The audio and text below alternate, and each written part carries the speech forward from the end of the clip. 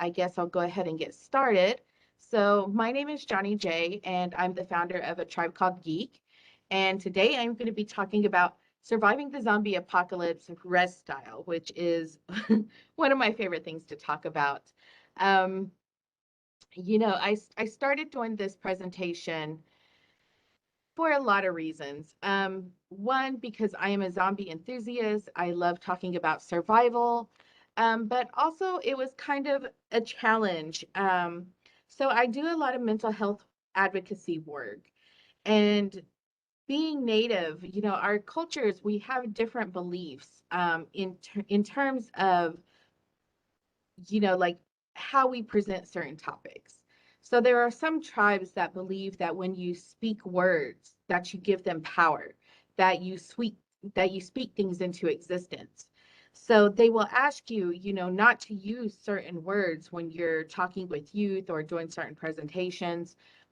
So, when you're talking about mental health, of course, how do you talk about mental health? How do you talk about suicide prevention without using the term suicide, without using words like depression? So I was able to kind of use this presentation as a way to also talk about like our mental health, to talk about some of our Native history, and of course, survival in zombies without having to be too, on the nose with everything and kind of get around, having to figure out how to talk about suicide without talking about suicide. I figure, we talk about the basics of communication, of strongholds, of medicines, of weaponry, and we got our bases covered. So today I'm going to go ahead and get started. And I do have a little slideshow presentation that goes along with this that give me just a second to figure this out here. Um, okay, let's see.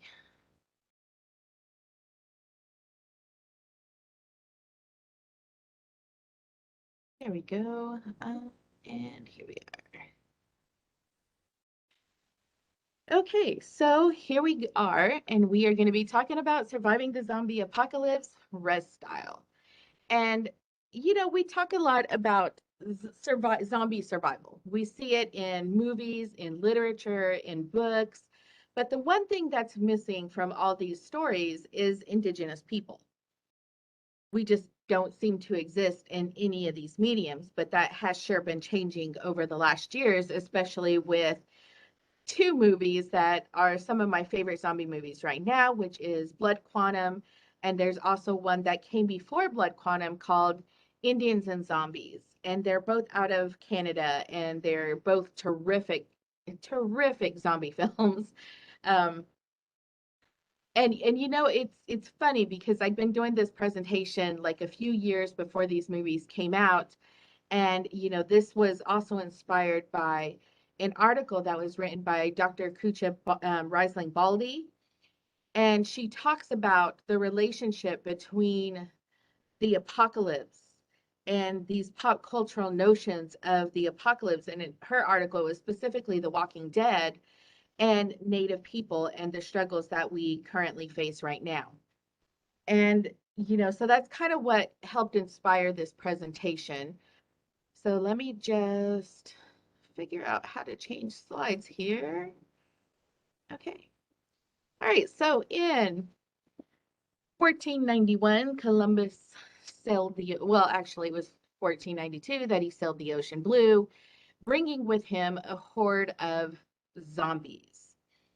And as you can see here, this is what happened. All of this land was native territory. And as the years go by, you start seeing this shrink. You start seeing the native population shrink. And today, these are all the land bases that native people have left. These are the traditional lands that are designated for over 575 different native tribes. Like this is all that is left. And we do still have our some homelands, but the what you see here are just what are designated reservations. And so these are like federally protected native lands that are for sure like belong to these tribal nations. Most of the native land that we have is in trust, and it's kind of starting to change a little bit. We're starting to regain some of our traditional homelands.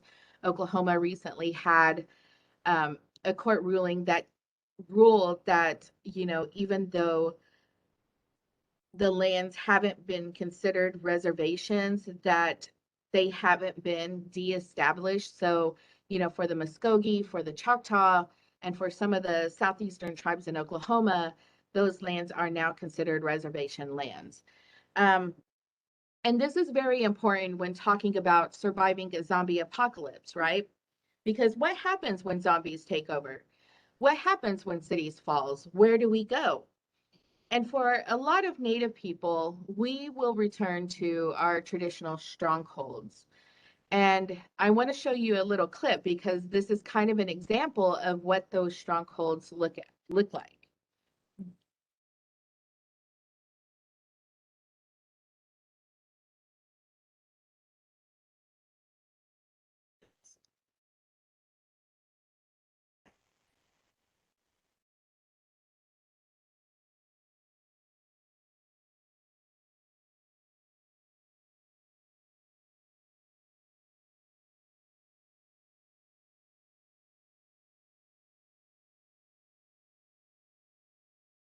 Okay, and that's just a little clip from Thunderheart. I don't know if you guys are familiar with the film, but at the end of the movie, Val Kilmer and Graham Greene kind of get stuck in a situation where they think that they're surrounded, that there's nowhere left for them to run.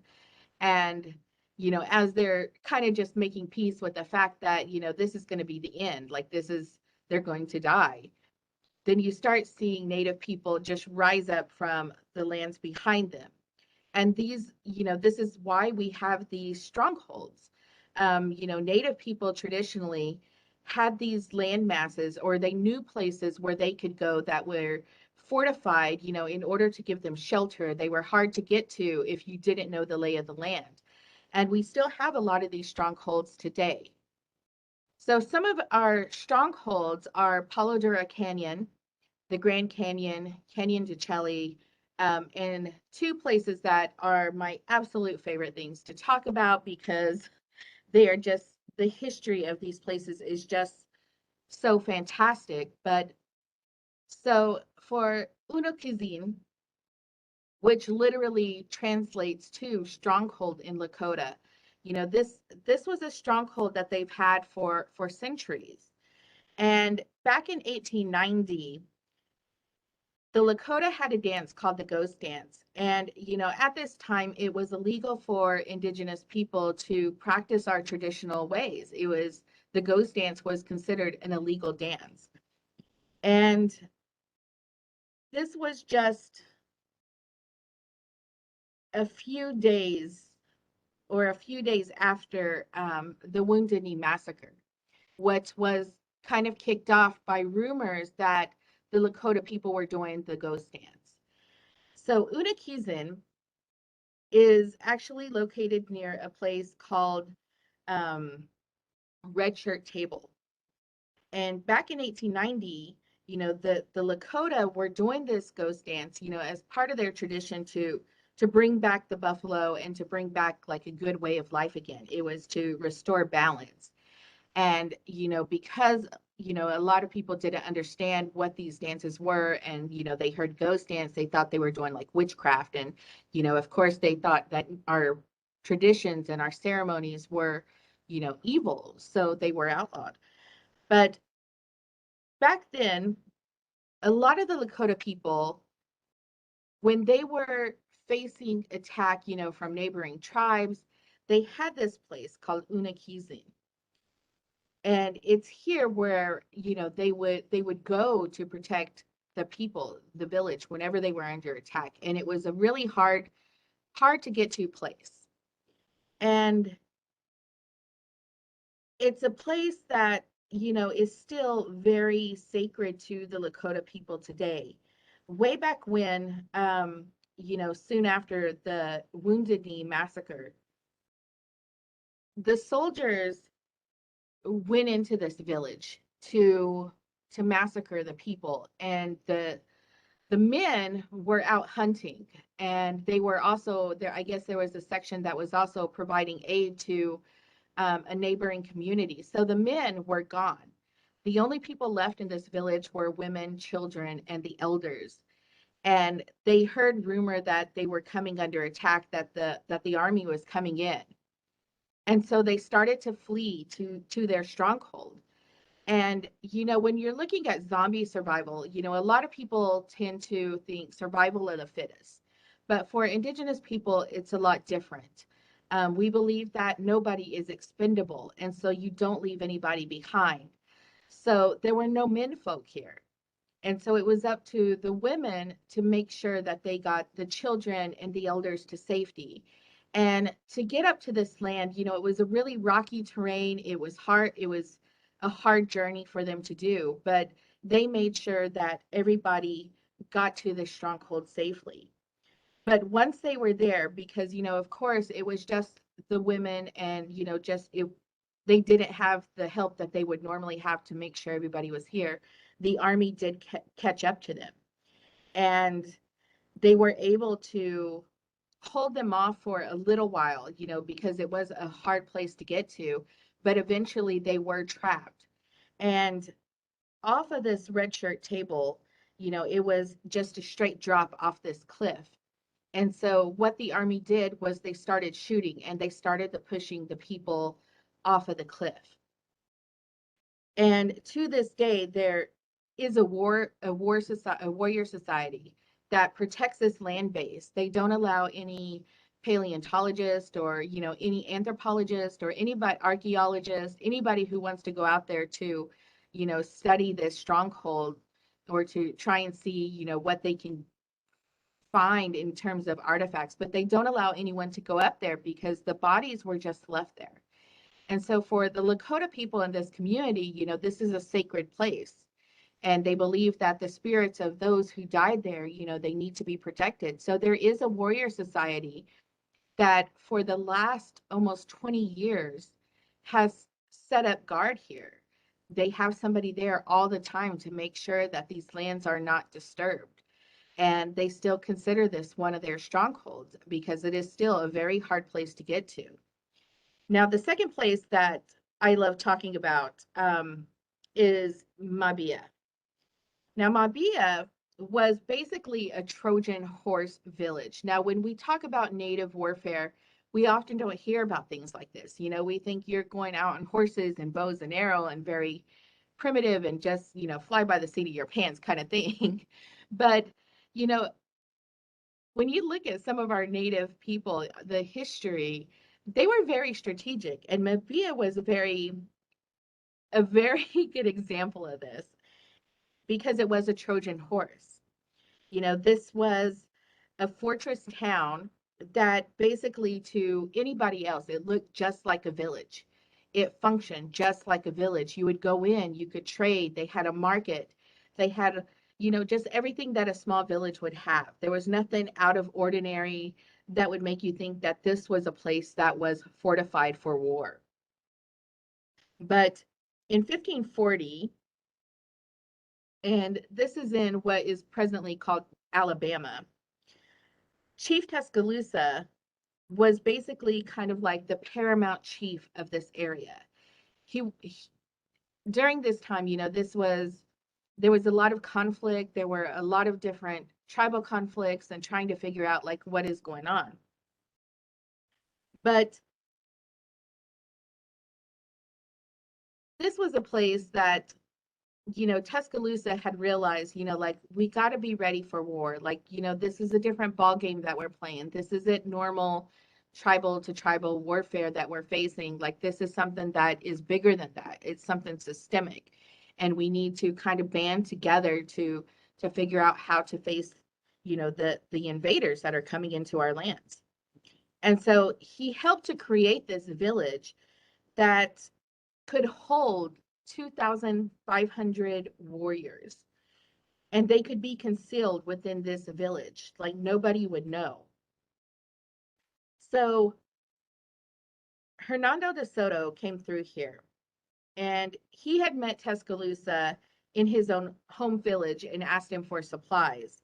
And Tuscaloosa had told them, like, well, we don't really have enough to give you, but if you allow me to, I will take you to somewhere that they do have enough. And, I shouldn't say that Henry DeSoto met, Tuscaloosa. What really happened was that he took him hostage and he was going to take him down to Mexico and they were going to kill him. They were going to execute him. And so Tuscaloosa, knew that they needed supplies and he told them, well, let me take you to this place that I know that they have enough to share. And so they took him to Mabia, and this village, they walked in and, they didn't think anything was out of the ordinary, but they should have because there were no women. It was all men. And, the markets were open and, they had negotiated with, the person who was in charge at the time. And they were like, okay, we're going to get our supplies, everything's good. And at this time, Tuscaloosa, they had already knew that this may happen. So they were preparing for it. And so when he showed up, with this army, they knew something was wrong. And they were going to try and help Tuscaloosa escape. And they were hoping to just kind of help him get out of the village without having any other conflict or anything like that. But what happened was one of the soldiers and one of the villagers got into an argument and it kind of set off a fight. And, rumors started spreading that they'd been double crossed. And so it broke into a huge fight. And the Spaniards thought that they had this just they were going to win. They didn't they thought this was just villagers. But once the fight began, all of the concealed warriors in all of these buildings that they had in this small village, there were places that native warriors could hide. Like they had holes that were dug around the village, and there were native warriors who were just waiting there, waiting for the signal for them to come out. And it was the same in the building. So all of a sudden, where they thought there were just a limited number of villages, suddenly the whole town is overrun by warriors.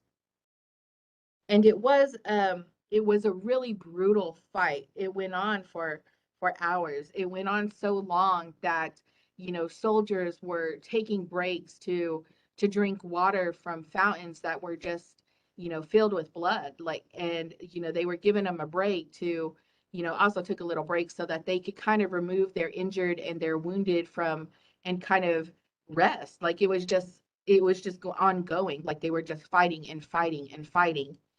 And finally, the native villagers were able to drive out the Spaniards, and it had looked like they won this battle, that DeSoto was going to retreat and that they were going to win.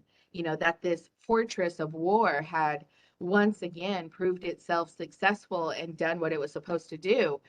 But what they didn't realize was that they did have one vulnerability that they kind of didn't realize at the time, was that this was built along some palisades and there was only one exit in and one exit out. And so when the Spaniards fled the village, they were able to block that entrance and they set the entire place on fire. And a lot, like the village kind of fell.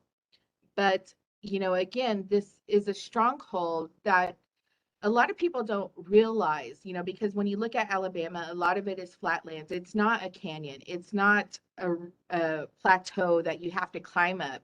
These are flatlands. But having those fortresses and, being able to protect yourself, to create these villages, that are fortified for war, we could do the same. And we've seen examples in The Walking Dead of where they've had pits drawn out with spikes to catch the zombies, and things that could kind of help protect the villages that they had set up, in order for them to survive.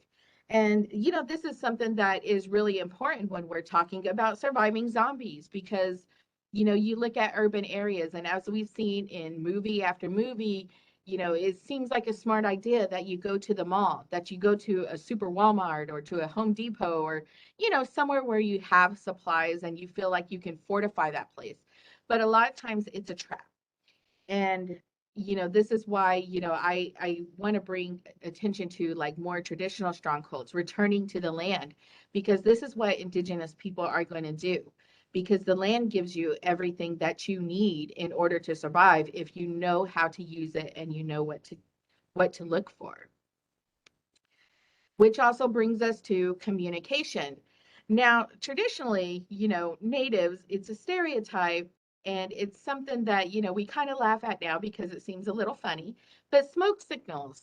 Like, this is a way that native people used to be able to signal to each other, that there was a village that was under attack, or that, there was invaders coming, and to be ready. We had our traditional ways of communications, which smoke signals was one. Native people also used pigeons, and of course, for non-natives there was the Pony Express, and messengers, radio. There's a lot of things that we're going to have to go back old school, because if zombies were to overrun, there's a chance that we're not going to have the same infrastructure that we have right now. We're not going to be able to have our cell phones. We're going to have to revert back to old school methods of technology, and communication is going to be very important in order to do that. And fortunately for a lot of native communities, our tech that we have available to us is still very old school. Radio is still a major way that a lot of native communities get their news, and it's not digital radio. So we would still have ways to communicate and get word out to our communities, especially for native communities in Arizona and New Mexico and around that area that still do predominantly you have their own radio stations. um, and it's really important, right? Because we're going to have to be able to warn each other. And, over the last couple of years, there's been a resurgence of indigenous running programs. And there's been a lot of natives who have started to create this culture of running, of participating in like marathons. But traditionally, running was a way that natives were able to prepare or to train messengers, because we had people that would literally run between village and to village to let people know, of what's going on in the other, to send warnings, or to say, hey, we want to have a sit down, to just send messages between villages. And when I say between villages, we're not talking about, just like a mile away. We're talking sometimes, anywhere from 20 to 2 to 3 days away that these people would have to be able to run. And a lot of tribes had been able to incorporate that training into games that they would play. And, there's several tribes in the Southwest, where they have these games that they play tribally that are just running, like you run and you run and you run. And, it's exhausting to watch. But one of the examples of this too is also, I'm Choctaw, and we have stickball, which we call the little brother of war. And originally, stickball wasn't a game. It was actually a method of warfare that um, was able to basically not take any lives. The whole point of stickball was that, it was a way to resolve conflict without adding a body count. And today it's played like on football fields. And but back when it began, it was played between village and village. So if you had conflicts, you would play stickball, and that would be the way that you resolved it. And back in that day time, because the field of play and engagement was so huge, it was literally between village and village. People would set up along the trail. Women would be out there, and they would be able to cook meals and, provide water to the players.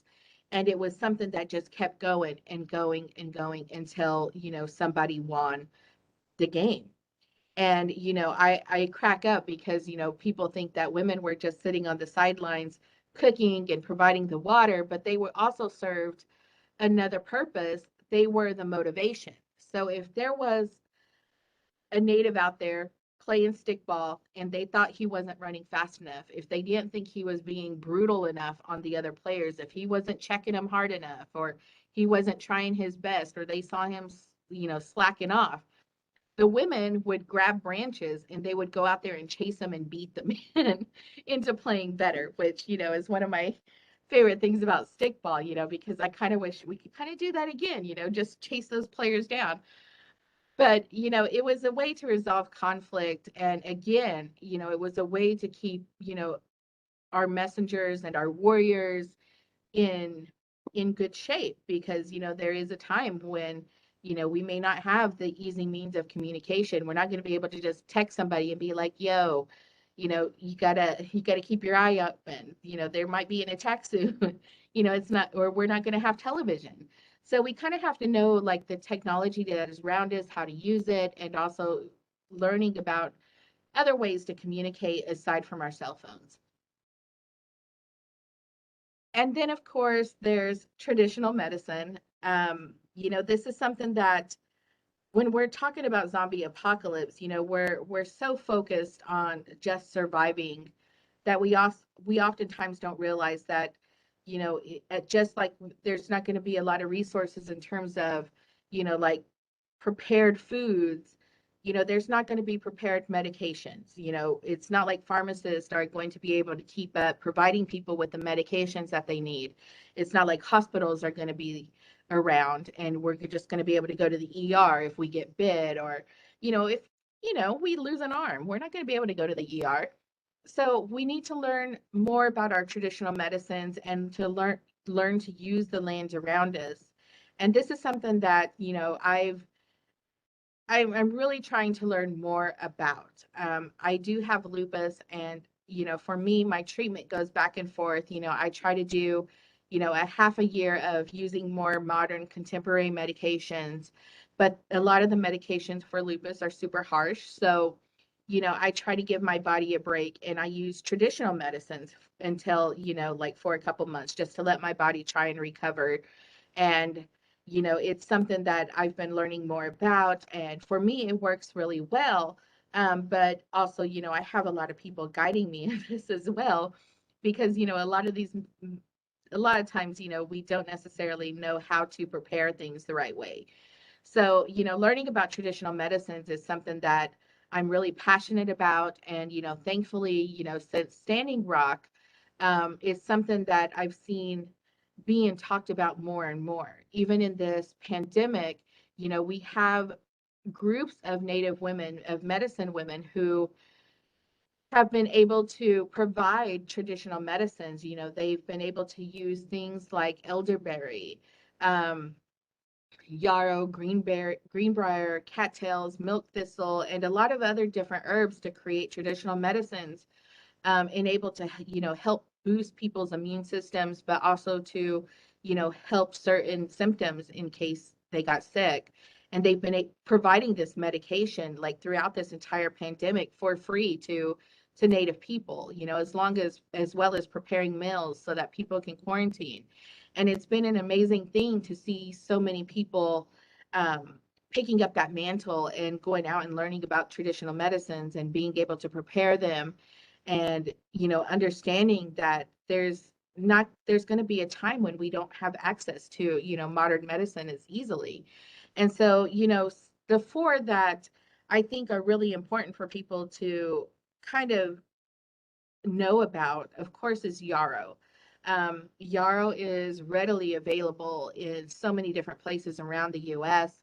And, it's used as a tea, and you can use it to make tinctures, to treat the common cold, to treat dysentery, diarrhea, and you can even chew it to alleviate toothaches. Greenbrier is something that, for me has been really helpful, because with lupus, there's a lot of joint pain. And, I've been able to use this to, kind of help alleviate some of that joint pain and the inflammation.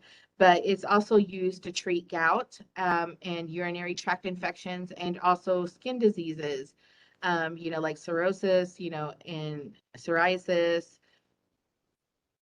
And there's just a lot of disorders that it can treat. So it's very versatile and it's very easy to prepare.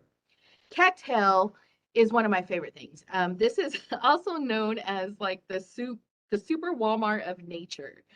And that's because there's so many different ways that you can use cattail. You can use it as an antiseptic for small wounds, for burns, but in addition to medicine, you can also dry it and you can use it to create arrow shafts and hand drills.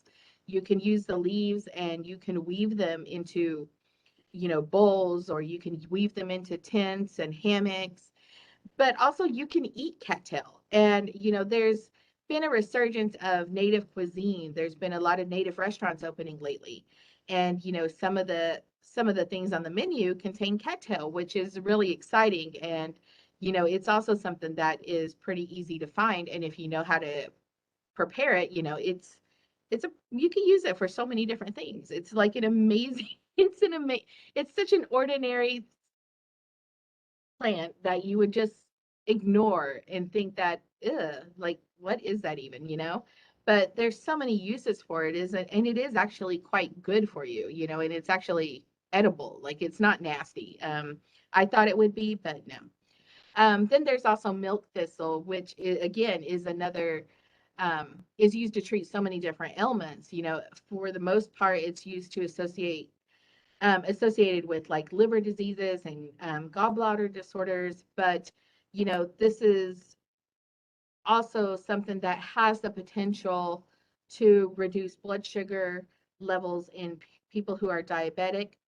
And, this is something that is, I think, extremely important to keep studying because, there are a lot of diabetics, and they're not going to have easy access to their insulin or to their medications.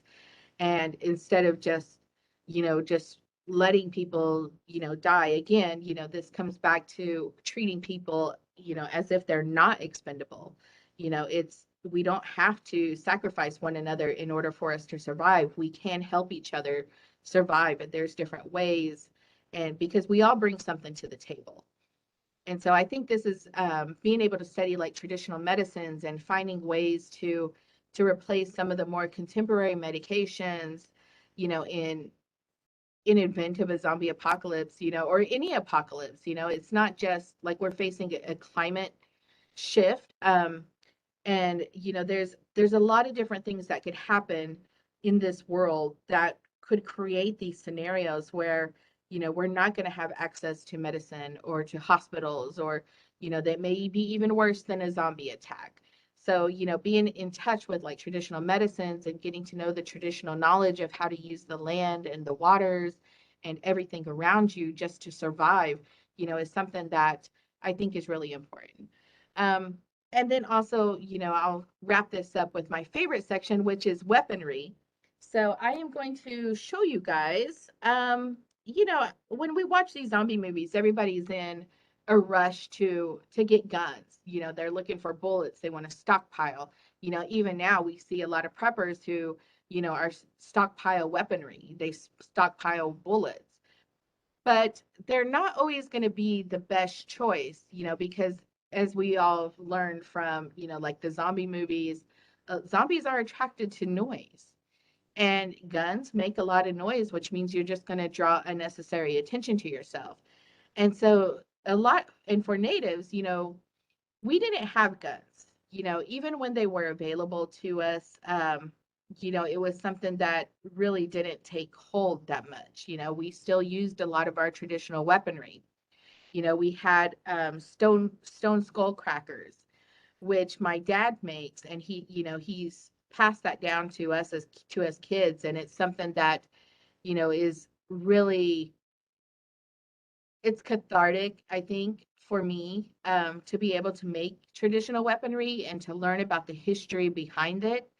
There's something powerful about seeing, basically a stone that is held onto a stick with, you know, with like wax thread and, like, and just kind of like dried hide. And to think that, this very simple primal weapon, is capable of taking life, or, just taking out zombies, it's something that is really powerful because it's something that is so simple. And then you look at a lot of native weaponry, and it's not always elaborate. Like, it's simple, and you kind of would look at it and think like, oh, that's not going to do anything. But they're dangerous, they're silent, and you learn to actually, you have to be stealthy, you have to be able to get in close to your victim, in this case zombies. But we had the stone skull crackers, which are my favorite, because they're just not deadly, but just they're kind of beautiful. The time that it takes to make them, it's really a beautiful process, and it's a beautiful weapon. um, and I always butcher this pronunciation, but it's the the atlatls. I'm just going to say it that way. I'm not sure if that's how you say it correctly, but I butcher it all the time. But basically, it is a weapon that isn't necessarily a weapon itself. It's a tool, and it kind of helps you get more velocity, like when you're throwing a spear. And it's used to kind of give you more power. But natives made a lot of these weapons, and it's something that, in case of zombies, and you don't want to get too close, or you're in a vulnerable position, it's a good way to get some spears thrown. And then, of course, we also had like the war hatchets and bow and arrows. We have jawbone clubs that traditionally were made out of like buffalo bone. And, these are something that I think are going to be more easy to find, because a lot of the weaponry that you need to make, you're not going to always have access to like the necessary materials. So you're going to have to get crafty, and you're going to have to know what to look for around you, and how to turn it into a weapon. And I think when you start learning about traditional native weaponry, you'll find that you can make a lot of these weapons just out of things that you may be finding around you, whether it's a piece of lumber and, maybe a broken knife, that there are weapons that you can make using those things. The other is stone ball clubs. And if you see the picture at the bottom of the presentation, that is a rifle stock hatchet. And, I, this is something that for me, is one of my favorite weapons, again, just like the skull crackers.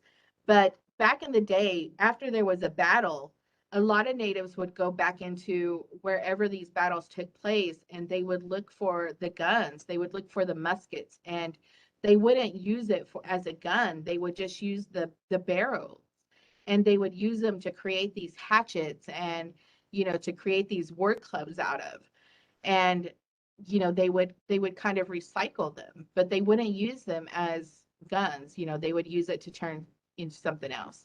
And so that's it. I just cover like four main areas when I'm talking about like surviving the zombie apocalypse, in terms of how natives would do it, and how it relates to like some of the traditional knowledge that we have.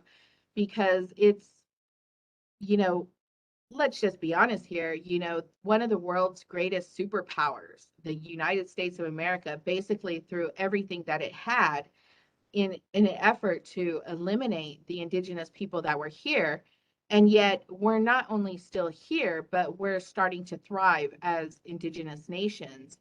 And we're starting to reclaim some of our traditional homelands. We're still here, we're still resilient, we're still strong. And it's a wonderful thing, because indigenous survival, it could have made a lot of people bitter. There could have been a lot of hard feelings, I guess you would say. And it's not to say that there aren't, but it could have ended a lot differently. And let me see how to stop sharing here. Okay, there it is. All right. So, in addition to that, let me show you guys. So I talked about like um the rifle stock hatchets and stuff. So when I first started getting into survival, which, I mentioned mental health was part of the reason why I started doing this, and getting into the weaponry and learning about, how to cope with my mental health. Um, my dad started teaching me how to make traditional weapons. And, it was I thought it was nice that would take that time to share that knowledge with me, because it's not always easy. It's going out and you have to find rocks, the perfect size, the perfect weight. And so we would go out and we lived in New Mexico, so there were a lot of places that we could go to look for rocks. But we would go out and we would just look around for hours trying to find, the perfect rocks, the perfect shapes. And then we would go home and he would teach me how to um, create the rawhide that was needed in order to hold the rocks onto, and the sticks that we would find, because we would also go out and look for sticks. And it was a lot of time, a lot of, well, I guess you would say for me, a lot of pain, because I am not domestic. So learning how to sew the rawhide and learning how to, do some more of the like threading the needle kind of thing, a lot of that was hard for me. But I started getting into the traditional weaponry. And when I started teaching this and started thinking about, okay, well, what happens if there's a zombie apocalypse? What about weaponry? I started going out just where I lived at the time, which was in Lawton, Oklahoma, just going to the parks, just walking around at the wildlife refuge and just looking around to see, what was available for me. And, like I found this piece of lumber and I started making kind of my own, like, I guess you would say urban native warfare weaponry. And and I would base it off our traditional weaponry. But this is one of the first things that I made, and I call it the zombie whacker.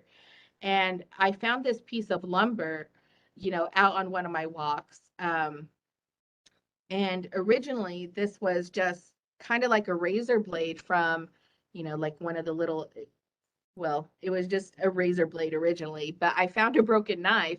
So I was able to use the blade of that broken knife to kind of create my own little war club here. And of course, I had to get fancy. I threw the studs, and originally this all here was duct tape, because I wanted to make a weapon out of just what was around me. Not, because like if there's a zombie apocalypse, like we're not going to necessarily have all the good stuff or have what we need. We're going to have to get crafty and creative. And, this was one of the first weapons that I came up with. And it's been with me for since about 2014 now, which is a long time. And, it's something that, it means a lot to me. I know it's just lumber, it's just a broken, knife, but it's also a reflection of, the knowledge and the time that my dad took to teach me how to make this weaponry, um, in order to help my own survival, not only my mental health, but, in case of zombies, because let's face it, guys, there's a lot of unbelievable things happening in the world today. If zombies were to pop up tomorrow, like I would not be one bit surprised. But I guess that's it. That's my presentation on how to survive the zombie apocalypse Rez Style. Look for your strongholds, look for the places that you can go to be protected, and not necessarily that super Walmart or the mall, because your supplies are going to run out, and you need to be in an area where there's not going to be a lot of people. There's not going to be a lot of zombies congregating. So return back out to the land. It provides you with everything that you need to survive. Um, learn how to use everything that's around you. How to find water, how to use the the herbs and the plants that are all around you. Be mindful, that we need to protect these areas too, because it's what's going to provide for us if when and if everything else around us fails. We need to be able to know how to return back to that ancestral knowledge and how to use the lands and everything that's around us. So, again, thank you all for joining me tonight. And, if you have any questions, you can leave them in the chat or on the Discord. I'll kind of be around for a little bit. And again, if you have any questions, you can also find me on Twitter. I am always there. So, if there's anything else that you guys would like to know, or if you have questions or just want to go into more detail, I know I had to kind of cut some of this short because of the time, but, again, just thank you all for joining me, and I hope you enjoyed this. But until next time, I hope you all have a great evening.